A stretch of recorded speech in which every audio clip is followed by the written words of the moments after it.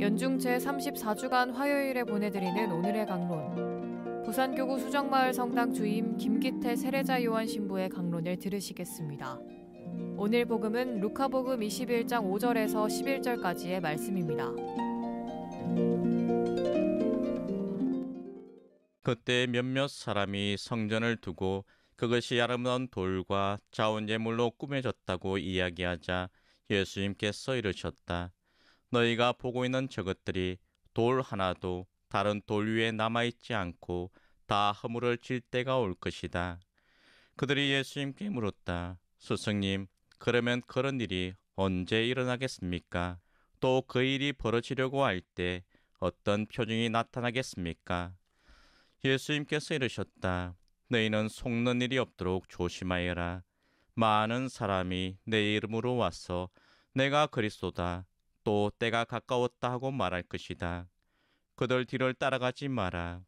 그리고 너희는 전쟁과 반란이 일어났다는 소문을 듣더라도 무서워하지 마라. 그러한 일이 반드시 먼저 벌어지겠지만 그것이 바로 끝은 아니다. 이어서 그들에게 말씀하셨다. 민족과 민족이 맞서 일어나고 나라와 나라가 맞서 일어나며 큰 지진이 발생하고 곳곳에 기근과 전염병이 생길 것이다.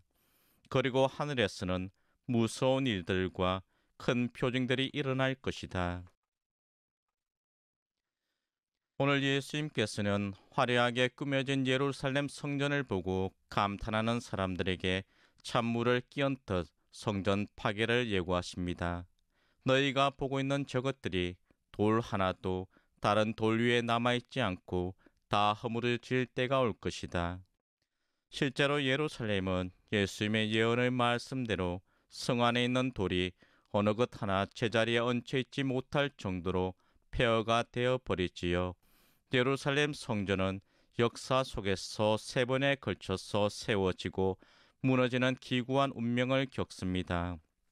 이스라엘에서 가장 화려한 왕권을 누린 3대 솔로몬 왕 때 첫 번째 성전이 건축됩니다. 그러나 솔로몬 왕이 죽자 이스라엘은 남북으로 갈라지게 되고 예루살렘 성전이 위치한 남유다는 기원전 587년 바빌론에 의해 멸망을 당하게 됩니다. 예루살렘은 폐허가 되고 약탈을 당한 성전은 무너졌으며 이스라엘 사람들은 모두 바빌론으로 끌려가 노예살이를 하게 되지요.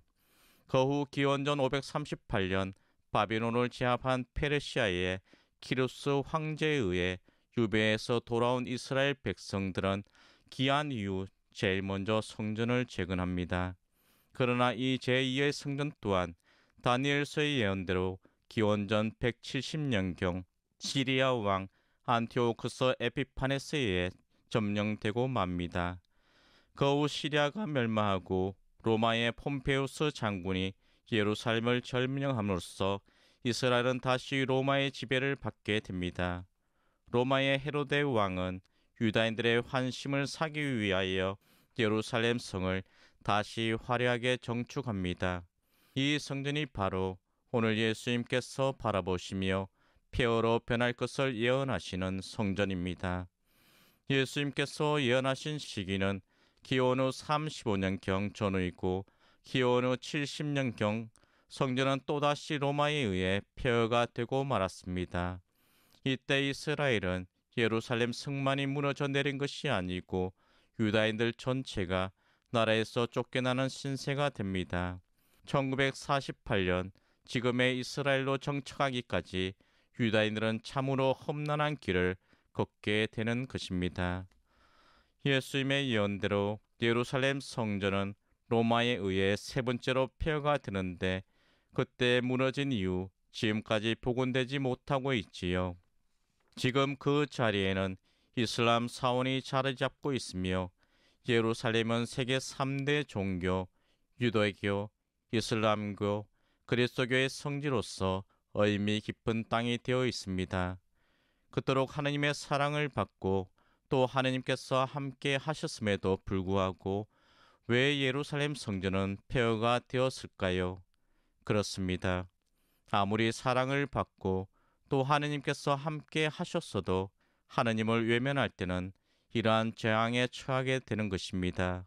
그리하여 다시 정화의 기간을 거칠 수밖에 없는 것이지요. 우리는 하느님께로부터 많은 은총을 받고 또 풍요로운 삶과 신앙생활을 영위하고 있습니다.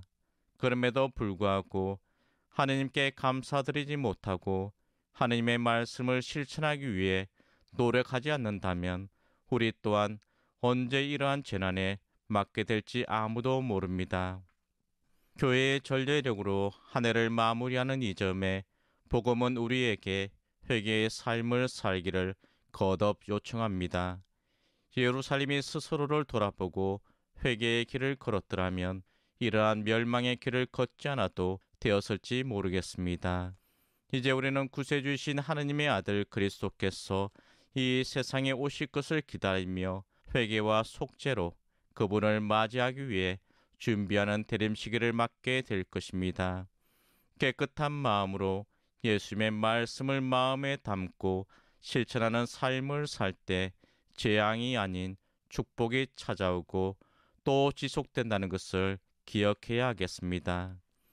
하느님을 외면하고 자기 생각대로 살아가는 태도에서 벗어나 늘 깨어 준비하며 생활해야 하겠습니다. 지금까지 부산교구 수정마을 성당 주임 김기태 세례자 요한 신부의 강론을 들으셨습니다. 오늘의 강론 공인회계사 임만섭 바오로 형제님과 함께합니다.